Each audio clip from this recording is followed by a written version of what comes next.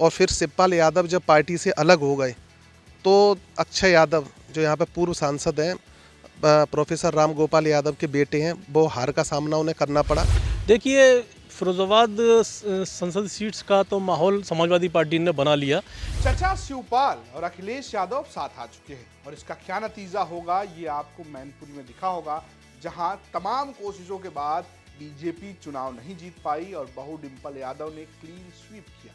अब बारी है फिरोजाबाद की। ये वो सीट है जहां अखिलेश यादव कभी सांसद रहे और अब उस सीट पर बीजेपी का कब्जा है, लेकिन इस बार चचा शिवपाल के साथ मिलकर अखिलेश यादव इसे वापस छीनना चाहते हैं, क्योंकि इस सीट पर दावेदारी उनके एक और चचा यानी कि राम गोपाल यादव के बेटे अक्षय यादव की भी है। हम आपको बताएंगे कि इस सीट की क्या खास बातें हैं और क्यों यहाँ के समीकरण समाजवादी पार्टी के पक्ष में नजर आते हैं। दरअसल 2014 के चुनाव में ऐसा हुआ जब अक्षय यादव जो राम गोपाल यादव के बेटे हैं वो चुनावी मैदान में थे और शिवपाल यादव उनके सामने थे और हार मिली अक्षय यादव को। शिवपाल यादव तो हार ही गए, अक्षय यादव भी हार गए। बीजेपी ने लंबे समय के बाद यहां पर अपनी वापसी कराई, लेकिन अब शिवपाल और अखिलेश एक हो गए हैं। ऐसे में ये लग रहा है कि इस बार इस सीट पर समाजवादी पार्टी का परचम लहर सकता है और ये माना जा रहा है कि ये सीट एक बार फिर से रामगोपाल यादव के बेटे अक्षय यादव के कोटे में जा सकती है।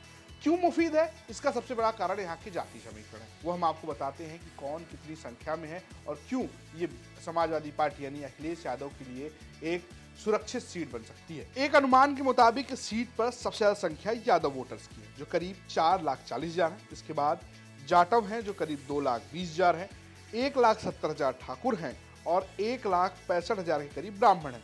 इसके अलावा 1,55,000 के करीब मुस्लिम मतदाता भी बताए जाते हैं।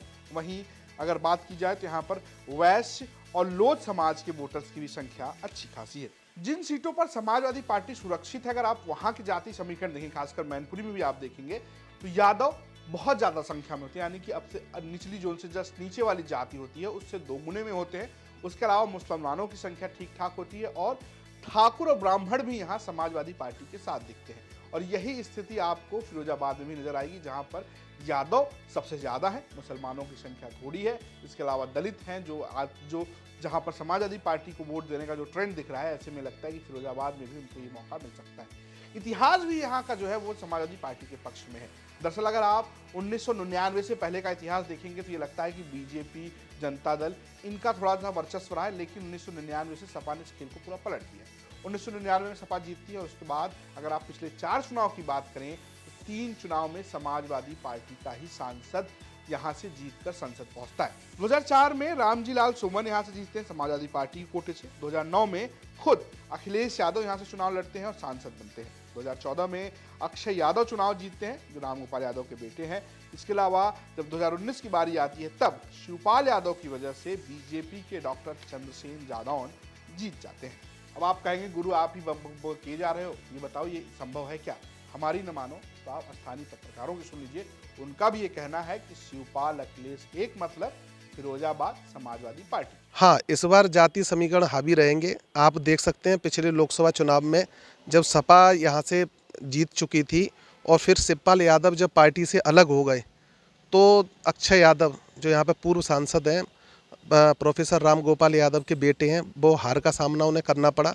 अब क्योंकि शिवपाल यादव फिर से सपा में वापसी ले चुके हैं तो बीजेपी भी इस बात को समझ रही है कि इस बार उनको अपने गढ़ में और अपनी सीट को बचाने के लिए, जो चंद्रसेन सांसद हैं इस समय पर, बचाने के लिए काफ़ी उन्हें मेहनत करनी पड़ेगी। देखिए, फिरोजाबाद संसद सीट्स का तो माहौल समाजवादी पार्टी ने बना लिया, क्योंकि पिछले चुनाव में चाचा भतीजे की लड़ाई में भाजपा जीत गई थी और इस बार दोनों एक हो चुके हैं। माहौल समाजवादी पार्टी ने बना लिया है, क्योंकि जो फिरोजाबाद की संसद सीट है, सांसद की सीट है, जो अभी भी विधानसभा सीट है 3 उनके पास हैं और चौथी ये फिरोजाबाद जो सीट है, नगर सीट है, यहाँ भी अच्छा खासा समाजवादी पार्टी का वोट है। इसलिए यहाँ आप समझ लीजिए पूरी तरीके से समाजवादी पार्टी ने अपनी जगह बना ली है। अब देखना यह है कि इस जोड़ी को, जो जोड़ी नई बनी है, उसको बीजेपी कैसे तोड़ पाती है, बड़ा सवाल होगा। लेकिन ये बात हम आपको फिरोजाबाद सीट की बता दी। ऐसे ही उत्तर प्रदेश की 80 लोकसभा सीटों के बारे में आपको बता रहे हैं। आपको करना क्या है, आपको जाना है कौन जीतेगा यूपी प्लेलिस्ट में और वहां आपको आपकी सीट की जानकारी मिल जाएगी। फिलहाल जरूरी जानकारी ये स्टोरी आपके लिए फिरोजाबाद से भेजी है हमारे सहयोगी सुधीर शर्मा ने। प्रस्तुत किया है मैंने रजत ने और कैमरे के पीछे हैं कमर। देखते रहिए यूपी तक। नमस्कार।